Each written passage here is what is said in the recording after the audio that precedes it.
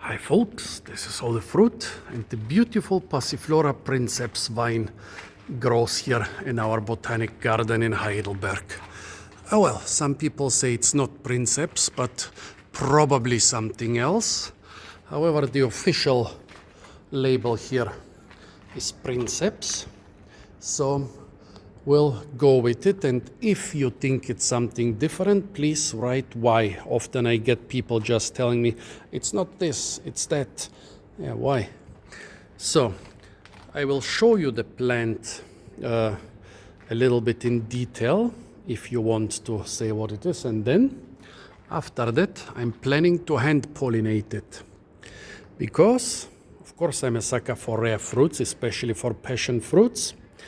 And our Passiflora princeps from time to time develops a small fruit. But those fruits, oops, what was this? I didn't see this until the very last moment. A piece of toilet paper with seeds inside. It just fell from here. What is this? I have no idea.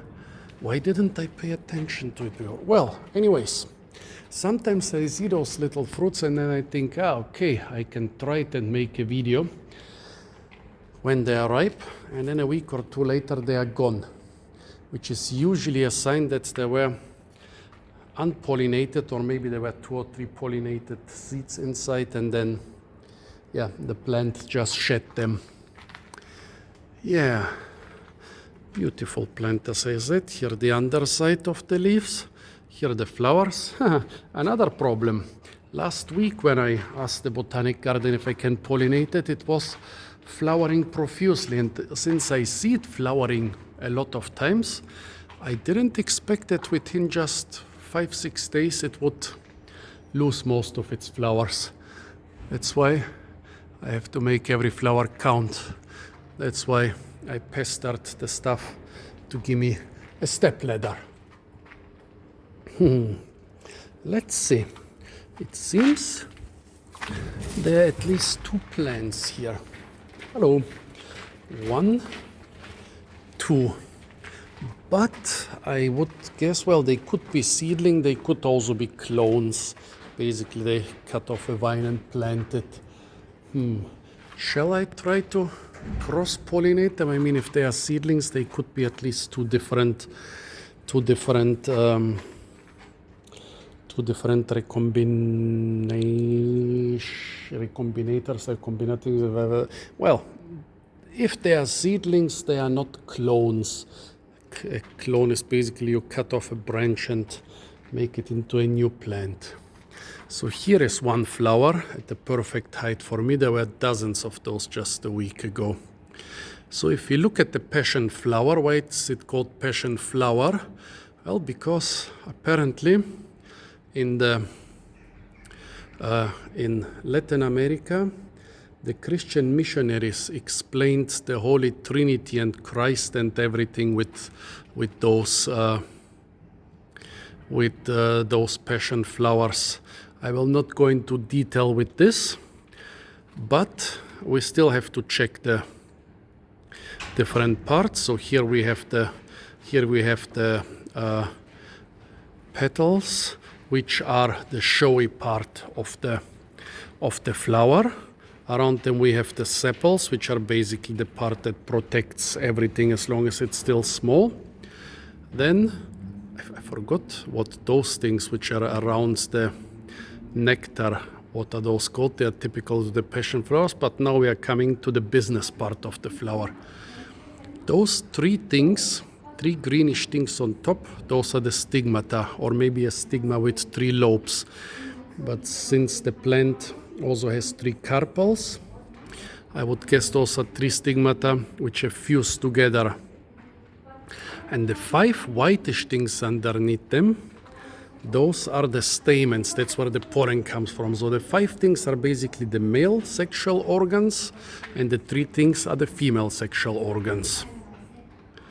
Now, see, my hand is already covered in pollen. The female things are above the male things to prevent self-pollination, but we're gonna start with this. So we cover, oops, I lost it. Where did it go? Well, doesn't matter. We have 5 of those.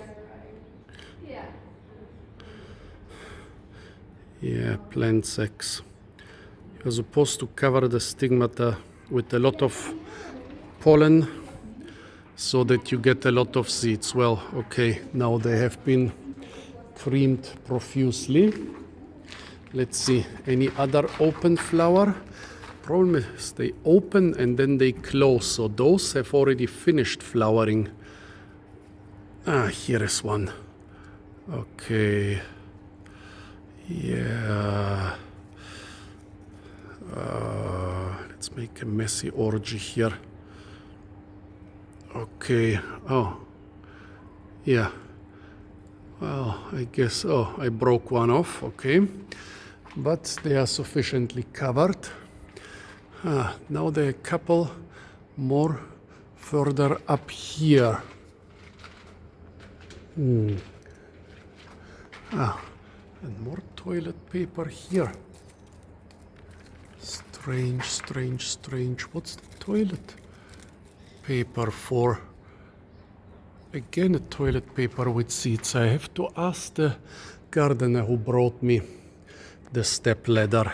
Okay, next step for the step ladder. I talked to a Passiflora specialist and he told me 2 things. Firstly, even if you manage to pollinate them, the fruits are supposed to taste like garlic. Maybe if you cross-pollinate them with some other species, it will be tastier. Well, unfortunately, we have no other species nearby. But he also said, put the pollen from open flowers on the stigmata of closed flowers. Here are a couple closed flowers. So I take a lot of pollen from the open flowers. I force the petals apart and I smear the pollen everywhere on the closed flowers. Well, let's use our step ladder.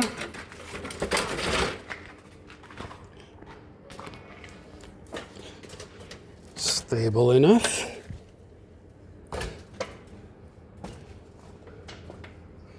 Yeah. Nice flowering flower. Take a lot of pollen, smear it on the stigmata, which is the next to open. This one, I'd say. Open up.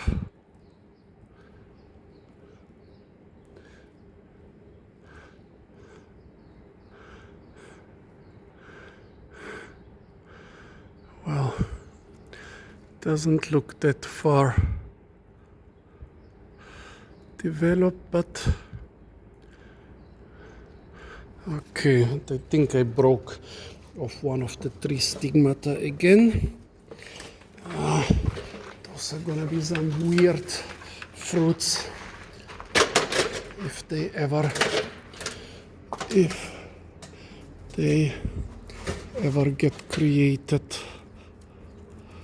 What about this one? Okay, here is a flowering one. Let's self-pollinate it. Now let's pollinate this one, although it might be too late already. Then let's go a little bit higher.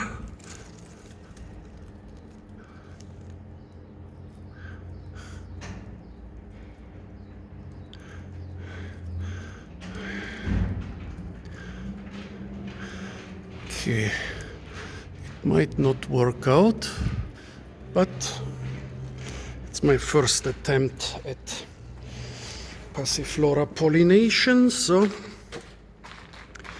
let's see. Then The last step, I've made those pieces of string, those pieces of, cord, and I'll put one around every single flower which I pollinated. And then I'll see what happens. Let's wait for a couple weeks or months after that. So folks, tell me what you think about my pollinating those things. Tell me what I did wrong, what I did right. Maybe you have tried fruits of Passiflora princeps. Tell me what they taste like.